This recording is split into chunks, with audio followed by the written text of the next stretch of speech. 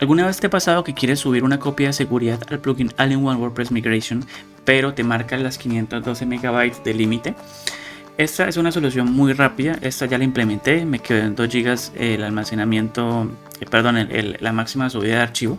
Lo único que tienes que hacer es irte a, primero que todo, instalar la versión 6.77, que te la voy a dejar en la descripción el enlace para que lo descargues.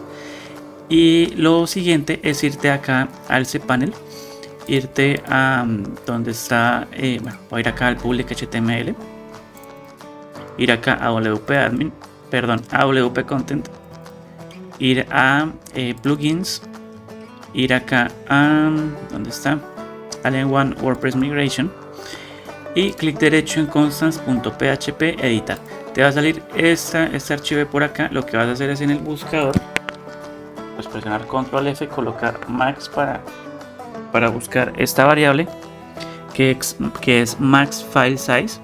Está en 28, por forma predeterminada. Lo que vas a hacer es subirla a 30, guardar cambios y ya te va a quedar el límite cambiado a 2 GB para que pueda subir sin ningún problema esa copia de seguridad. Si te gustó el video, dale like, y suscríbete.